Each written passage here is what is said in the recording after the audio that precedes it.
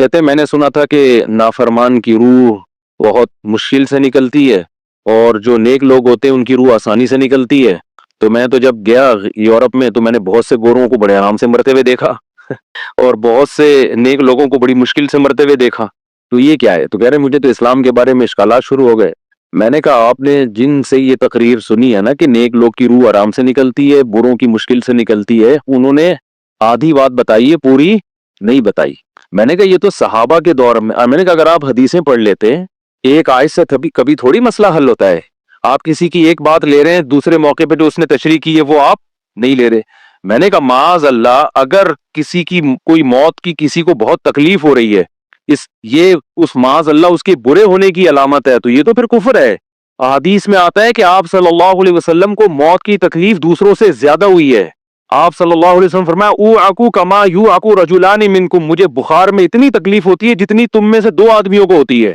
آپ پر جب بیماری آتی تھی نا آپ کو تکلیف دوسروں سے زیادہ ہوتی تھی. اور امی عائشہ رضی اللہ تعالی عنہا فرماتی ہیں کہ نبی صلی اللہ علیہ وسلم کا سر مبارک میری گود میں تھا جب آپ کی روح نکلی ہے، اور آپ کی جو میں نے موت کی تکلیف دیکھی ہے، جس شدت میں آپ جس تکلیف میں تھے، اس کے بعد مجھے کسی کی موت کی جو آسانی سے کوئی دنیا سے گیا ہو نا اس کے مرنے پر مجھے کبھی رشک نہیں آیا. رشک کا کیا مطلب کہ بھئی یہ اتنی آسانی سے چلا گیا تو اس کا مطلب یہ زیادہ اچھا تھا، اور معاذ اللہ آپ صلی اللہ علیہ وسلم کے اعمال کم تھے تو یہ تو ممکن نہیں ہے نا. کہتے ہیں مجھے کبھی کسی پہ رش نہیں آیا کہ آرام سے مر گیا تو بہت نیک ہوگا. ٹھیک ہے نا، بہت مشکل ہے سمجھانا. امی عائشہ فرماتی ہیں کہ یعنی امی عائشہ کی حدیث کا مفہوم بیان کر رہا ہوں کہ نبی صلی اللہ علیہ وسلم کی موت کے وقت جو تکلیف کی حالت تھی اس کو جب سے میں نے دیکھا ہے، تو امی عائشہ کی بات کا خلاصہ یہ ہے کہ اب اگر میں کسی کو دیکھتی ہوں نا کہ آرام سے روح نکل رہی ہے، یعنی آرام سے مر رہا ہے، دنیا سے جا رہا ہے، تو مجھے اس پہ رش نہیں آتا کیونکہ بہت نیک ہوگا. کیا مطلب؟ اس کا نیک عمل سے تعلق بولتے کیوں نہیں ہے. لیکن ہمارے ہاں سارا مدار کس پر ہے؟ مرنے کے بعد شکل کیسی ہے اس کی؟ آڑا ترشا ہو گیا تو جہنم میں جا رہا ہے اس کا مطلب. اور اگر مرا ہوا ہے دانت کھلے میں ایسا لگ رہا ہے مسکرا رہا ہے، سیدھا کہاں جا رہا ہے؟ او بھائی اگر خدا نخواستہ کوئی لکوے کا مریض تھا، کوئی فالج کا مریض تھا، وہ تو مرے گا تو اس کا تو بیچارے کا ہوگا تھوڑا سا چہرہ بھی ٹیڑھا ہو سکتا ہے، کچھ بھی ہو سکتا ہے، نیک لوگوں کا بھی ہو سکتا ہے. تو مدار کس پر ہے؟ اعمال پر. اور نیک لوگوں کو بعض دفعہ موت کے وقت ڈبل تکلیف دی جاتی ہے. ایک تو اس لیے دی جاتی ہے یا تو اس لیے کہ کوئی گناہ ان کا باقی رہ گیا ہوتا ہے. اللہ کیا کہتے ہیں بھائی قبر میں جانے سے پہلے اس کو ہمارے پاس دھلا کے لے کے آؤ، صاف ستھرا ہو کے. اب ہمارے پاس آ رہا ہے تو اب ہم نہیں چاہتے کہ اس کے گناہوں کی گٹری ہو، اس کو پاک صاف کر کے لے. میں نے بڑے بڑے بزرگ دیکھے جن کو آخری وقت میں بہت مصیبت میں گزری ان کی، یعنی زندگی کے آخری ایام، بیٹیوں کی ٹینشن، کسی بیٹی کو طلاق ہو گئی وہ گھر آ گئی، کوئی اور مسئلہ ہو گیا تو بڑی ٹینشن میں آخری وقت، لیکن وہ زبان سے کیا کہتے تھے؟ شکر. کیا شاید اللہ تعالیٰ ہمارے گناہوں کو معاف کرنا چاہتا. اولاد کی حدیث میں آتا ہے کہ انسان کو اس کی گھر والی کی طرف سے، اس کی اولاد کی طرف سے، اس کے جسم کی طرف سے تکلیفیں پہنچتی رہتی ہیں اور اس کے گناہ معاف ہوتے رہتے ہیں حتی لقی اللہ طاہرا مطہرا. جب اللہ کے پاس آتا ہے نیٹ کلین، بالکل گناہوں سے پاک صاف ہو گیا. لیکن یہ تکلیف ہوتی ہے جس میں صبر کی توفیق بھی ملتی ہے، کیونکہ اللہ دے رہا ہے نا تکلیف، اور اللہ سزا کے طور پہ نہیں بلکہ کفارے کے طور پہ، تاکہ ہمارے پاس آئے تو صاف ستھرا ہو گئے. تو اس تکلیف میں پھر صبر کی توفیق، اس لیے علماء کہتے ہیں جس تکلیف میں صبر کی توفیق مل رہی ہے سمجھ لو یہ رحمت ہے. یہ کیا ہے؟ رحمت. یہ اللہ آپ کو بنانا چاہ رہا ہے کچھ. اب لوگ کہتے ہیں یہ والی تکلیف کی وہ والی کیوں نہیں آئی، یہ تو بہت زیادہ ہو گئی. تو بھئی اللہ سے کوئی نہیں لڑ سکتا، وہ جو دے رہا ہے وہ اس پہ صبر کرو. اسی کو کہتے ہیں تقدیر پر رضا، کہ جو اللہ نے مقدر کیا ہے اب اس پہ کیا ہے؟ کوشش کریں گے اللہ سے عافیت مانگے، اے اللہ ہمیں تکلیفیں نہیں چاہیے، ہم تو ویسے ہی کمزور ہیں، ایسا نہ ہو تکلیف میں اور ہی نافرمانی پہ نہ آ جائے. ہمیں تو خوشیوں بھری زندگی چاہیے، اور اللہ ان خوشیوں میں شکر کی توفیق دے کے گناہ معاف کر دے. ٹھیک ہے نا؟ جیسے لوگ حکیم کے پاس جاتے ہیں، حکیم صاحب کے پاس دو طریقے ہوتے ہیں علاج کے. ایک طریقہ تو یہ کہ بھائی یہ کڑوی گولی ہے، 2-3 کھاؤ گے فٹ فاٹ ہو جاؤ گے، اس میں یہ بھی پرہیز، یہ بھی پرہیز، یہ بھی پرہیز. اور ایک طریقہ ہوتا ہے بھائی دودھ جلیبی کھاؤ، علاج لمبا ہو جائے گا لیکن وہ دوا میں کیا ہے؟ دودھ جلیبی. تو آپ کہتے ہو بھائی یہ دودھ جلیبی والا مجھے دے دو، ٹھیک ہے لمبا علاج کروا لوں گا، فائدہ دیر سے ہوگا، لیکن میں یہ کریلے کا جوس نہیں پی سکتا. تو ہم نالائق لوگ ہیں، شکر سے بھی انسان کے ترقی ہوتی ہے. تو اللہ سے یہ مانگنا چاہیے اللہ ہمیں نعمتیں دے، تکلیفوں سے بچا اور شکر کی توفیق دے تاکہ ہمارے درجات بلند ہو. تو شکر کے بھی تو بڑے فضائل ہیں نا. تو مانگنے تو کیونکہ عبدیت اور غلامی کا تقاضا یہ ہے کہ اللہ سے عافیت مانگی جائے، لیکن اللہ تکلیف دے دے تو اس پہ صبر۔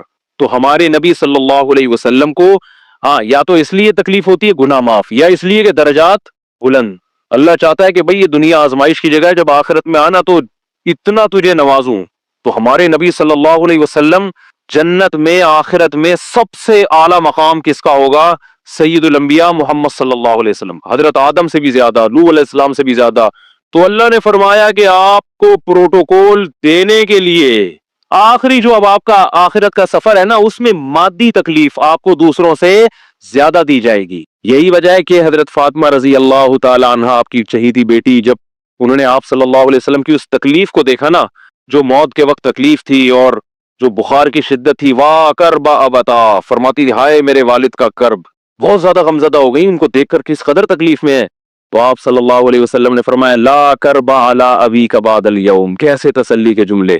اپنی بیٹی سے فرمایا ہے فاطمہ تیرے باپ پر آج کے بعد کوئی تکلیف، بولو لا کرب علی ابیک بعد اليوم، اس میں بھی آپ صبر کا پہلو تلاش کر رہے ہیں، شکر کا، بس یہ اللہ کی طرف سے آخری ہے۔ آج کے بعد اے میری بیٹی تیرے باپ پر کوئی تکلیف، اپنی بیٹی کو بھی تسلی دے رہے ہیں کہ غم ہلکا کر، بس یہ اللہ کی طرف سے آخری ہے، آج کے بعد کوئی تکلیف نہیں ہوگی۔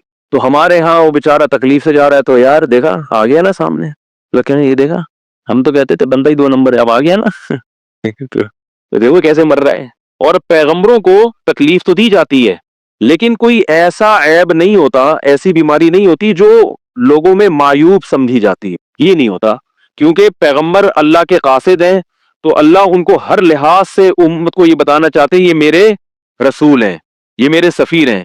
تو کوئی بھی ایسی چیز جس کی وجہ سے لوگوں کو ان سے نفرت ہو، یا طبعی نفرت جو انسان کے اختیار میں نہیں ہوتی، تو اللہ ایسی بیماری اور ایسی تکلیف سے بچاتے ہیں ان کو۔ سمجھ میں آ رہی ہے بات؟ لیکن امتی کو ایسی تکلیف ہو سکتی ہے، یہ جو ختم نبوت کے علماء کہتے ہیں نا مرزا غلام احمد بیت الخلاء میں گر کے مر گیا، تو بعض لوگ کہتے ہیں وہ تو بیت الخلاء میں تو فلاں بزرگ کا بھی انتقال ہوا تھا، فلاں کا بھی بزرگ کا ہو سکتا ہے، پیغمبر کا بیت الخلاء میں انتقال بولو نہیں ہو سکتا، کیونکہ پیغمبر کو اللہ ایسے عیب سے بچاتے ہیں جو انسانوں میں عیب سمجھے جاتے ہیں۔ تو پیغمبر کو ایسی بیماری نہیں ہوتی، جیسے اچھوت کی بیماری ہے کہ کوئی ہاتھ نہیں لگا سکتا اس کو، ایسی بیماری پیغمبروں کو نہیں ہوتی۔ کوڑ کی بیماری پیغمبروں کو نہیں ہوتی، کیونکہ ایسی بیماری جس سے لوگ گھن کھاتے ہیں، ایسی نہیں، لیکن امتی کو ہو سکتی ہے، امتی کو ایسی بیماری ہو سکتی ہے، اللہ اس کے درجات کیا کرے گا؟ بلند کرے گا اس سے۔ مجھے ایک واقعہ کسی نے سنایا کہ ایک ہندو تھا، اس کو کوڑ کی بیماری تھی، کوڑ نہیں ہوتا گوشت گلنا شروع ہو جاتا ہے، تو یہ بیماری پھیلتی ہے، تو اس کے رشتہ داروں نے بالکل الگ کر دیا اس کو، وہیں سے کھانا پھینکتے ایسے کر کے، کہیں تبلیغی جماعت گئی، ان کو پتہ چلا، وہ بیٹھ گئے اس کے پاس جا کے، اس کو کھلا بھی رہے ہیں پلا بھی رہے ہیں، تو وہ بڑا متاثر ہوا، یار سب نے چھوڑ دیا اور مسلمان ہو گئے، تبلیغ والے تو اکرام کا کوئی موقع الحمدللہ چھوڑتے نہیں ہیں، تو وہ مسلمان ہو گیا اور پھر اس کا انتقال ہو گیا تھوڑے دنوں میں۔ اب دیکھو اللہ نے جو اس کو کوڑ کی بیماری میں ڈالا، یہ بیماری اس کے لیے رحمت بن گئی کہ نہیں بن گئی؟ تو کفر کی حالت میں کوئی اچھا کام کیا ہوگا اس نے، اس کے بدلے میں اللہ نے اس کو کیا دے دیا؟ کوڑ کی بیماری۔ اب دنیا کہے گی یار عام کافر جو اچھے کام نہیں کرتے وہ تو فٹ فاٹ گھوم رہے ہیں، اور یہ تھوڑا بہت خیال کرتا تھا، اس کو اللہ نے کیا دے دیا؟ بھائی اس کو دیا اس لیے کہ اللہ کو پتا ہے کہ جی کوڑ میں ہوگا تو تبلیغ والے آئیں گے، اس کی آؤ بھگت کریں گے، اور یہ کیا ہو جائے گا؟ اسلام میں داخل ہو جائے۔ تو اللہ کے کام ہے، یہ اللہ ہی بہتر جانتا ہے۔ تو بعض دفعہ اللہ تکلیف میں ڈالتے ہیں تاکہ آپ کے گناہ دھل جائیں۔ تو اس لیے موت کی جو تکلیف ہے نا، اچھا اور عین ممکن ہے کوئی بہت بڑا بدماش ہو، بڑے آرام سے مر جائے، اور مرنے کے بعد ایسی خوبصورت اسکن ہو جائے اس کی، کیونکہ اسکن کی اچھے یا برے ہونے کا تعلق موسم سے ہے، جینے ٹھیک ہے نا۔ جس کو برین ہیمریج ہوتا ہے تو چہرہ خراب ہوتا ہے، چاہے وہ نمازی ہو۔ میں نے ایسے پکے نمازیوں کو جن کی نماز کی حالت میں ڈیتھ ہوئی ہے، ان کو دیکھا موت کے بعد ان کا چہرہ کالا ہو گیا۔ یہ بری بات نہیں تھی، یہ کالا اس لیے ہو گیا کہ برین ہیمریج ہوا، رگ پھٹی ہے تو بلیڈنگ ہونا، اور ہارٹ اٹیک بھی ہوا پھر ان کو، تو ڈاکٹر کہہ رہے تھے ان کو جلدی دفناؤ کیونکہ یہ بہت جلدی ان کا جسم خراب ہو جائے گا۔ حالانکہ پھر میں نے خواب میں ان کو جنت میں بھی دیکھا صحیح ہے نا۔ تو خام خمانہ لوگوں نے یہ چیزیں بنائی ہوئی ہیں۔ تبھی میت کو چھپانے کا حکم ہے، کیونکہ اکرام کرنا ہے نا، تو چہرہ مرنے کے بعد بگڑنا شروع ہوتا ہے، یہ ہر ایک کا ہوگا، چاہے نیک ہو چاہے برا، تبھی تو حکم ہے کہ اس کو جلدی دفن کرو، کیونکہ اس کی توہین ہے اب لوگوں کے سامنے رکھنا۔ اور ہمارے یہاں کیا ہو رہا ہے، باقاعدہ مردوں کے ساتھ سیلفیاں چل رہی ہیں، ناک میں روئیاں ٹھوسی ہوئی ہیں، اور ویڈیو بن رہی ہے، اور زیارت ہو رہی ہے، لائن لگ لگ کے پبلک دیکھ کے جا رہی ہے۔ کیا جاہلانہ رسم ہے یار، کیا جاہلانہ۔ میت میں اور دلہن میں فرق ہونا چاہیے۔ दुल्हन की मुंह दिखाई होती है, मोहल्ले पड़ोस की औरतें आती हैं, भाई दुल्हन आई है ब्यूटी, तो मुर्दे और दुल्हन में इतना तो फर्क करो, मुर्दे की भी रूनुमाई हो रही है। तो ये गलत रस्म है। इंतकाल हो गया, फौरन चेहरे पे कपड़ा। हाँ, जो उसके बहुत करीबी लोग हैं, करीबी लोग ऐसा होते हैं कि अगर वो बदबू आ भी रही हो, चेहरा बिगड़ भी जाए, उनको नफरत नहीं होती। बेटे को अपने बाप से नफरत नहीं होगी, चाहे जैसा भी हो, चेहरा जैसा भी बिगड़ जाए। वो कहेगा यार मेरा इसका रिश्ता खूबसूरती की बेस पे थोड़ी है। लेकिन अजनबी लोग जब उसको देखेंगे तो चेहरे के बारे में तबसरे भी करेंगे। और एक साहब का इंतकाल हुआ, मैंने कहा जल्दी दफनाओ, चेहरा ना दिखाओ। तो उन्होंने कहा लोग कहेंगे यार लगता है कुछ चेहरा बिगड़ गया इसलिए छुपा रहे हैं। मैंने कहा अब तो और छुपाना चाहिए, इसलिए कि जिसका बिगड़ जाए उसको तो छुपाएंगे तो फिर लोग यकीनन कहेंगे बिगड़ा हुआ चेहरा है। तो इस रस्म ही को खत्म कर देना चाहिए। इंतकाल हुआ, फौरन चेहरे पे कपड़ा। हाँ, बीवी देख सकती है अपने शौहर को, या बेटे हैं, या इस तरह जो भाई बहन है करीबी, वो देख लें। बाकी पब्लिक से छुपा के उसको फौरन क्या करो, दफन। अब तो कब्र में जाके भी दिखा रहे होते हैं। ये अजमियों की गंदी रस्म है, बुरी रस्म है। गंदी का लफ्ज मैंने थोड़ा सा ज्यादा सख्त इस्तेमाल किया, लेकिन मुझे इससे ज्यादा हल्का लग नहीं रहा कोई लफ्ज। अरब में ऐसा नहीं होता। सऊदी अरब में जो है ना, अरब लोग बहुत सी चीजों में अभी भी इस्लाम के बहुत करीब हैं, बड़े खानदान। हम लोग चूंकि हिंदुओं के साथ ज्यादा रहे हैं ना इंडिया में, तो बहुत सी चीजें हमने वहां से क्या ली हैं जो मजहबी लोगों में भी आई हैं।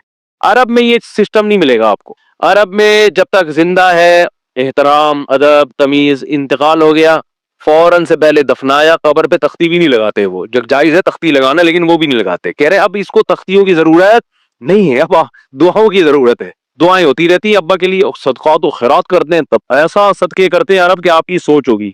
ऐसी सखावत है अरबों में, अपने अब्बा के लिए, अपनी अम्मा के लिए दुआएं करते हैं। वो मैंने बताया ना, एक वाकया मैंने बहुत पहले सुनाया था। जद्दा में मैं किसी के यहाँ ठहरा हुआ था, सऊदी अरब में, पाकिस्तानी थे वो किसी अरब के साथ 30 साल से मुलाजमत कर रहे थे। अरबों का ना आपको एक पहलू दिखाया जाता है मीडिया पे, जो अच्छा पहलू है वो नहीं दिखाया जाता। और इस्लाम की वजह से उनमें खूबी है, वो नहीं दिखाया जाता। तो एक अरब शेख था जिसकी, हाँ ये मुलाजिम। दूसरा, अरब का जो असल कल्चर आपको मिलेगा गांव देहातों में। शहरों में तो पता नहीं कौन कौन आगे आबाद हुआ है, उसमें अच्छे भी हैं बुरे भी हैं। कह रहे मैंने देखा कि वो एक अरब शेख अपनी फैक्ट्री से निकला, मैं तो एक भिखारी आया, उसने अल्लाह के नाम पे कुछ मांगा। इसके पास पता नहीं तनख्वाह बांटने निकल रहा था, क्या निकल रहा था, इसके पास बहुत सारे पैसे थे रियाल। तो इसने उसको भिखारी को दे दिए। भिखारी को जैसे दिए, भिखारी ने, अच्छा ये अरब भी 80 साल का बुढ़ा, तो उस भिखारी ने इसके अरबी के माँ बाप को दुआएं देना शुरू कर दी दिल से ना। वो पाकिस्तानी था, वो बड़ा होशियार। दुआएं दी, अल्लाह करे तुम्हारे अब्बा की मगफिरत हो जाए, अल्लाह करे। तो वो अरब को इतना अच्छा लगा, उसने और दे दिए। फिर वो शुरू हो गया, तो अल्लाह करे तुम्हारे अब्बा वो फिर और देती। कह रहे हैं इतने पैसे उस भिखारी को दे दिए। मैंने कहा यार ये तो लाखोंपति बन गया है, सारे पैसे खत्म हो गए इसके पास। और वो घुन्ना दुआएं देता जा रहा है। वो जो घुन्ना था ना, वो क्या कर रहा है, वो भी घुन्ना बन के तबीयत से दुआएं दे रहा है वो। और रोना भी आ जाता है पाकिस्तानियों को, आपको पता है।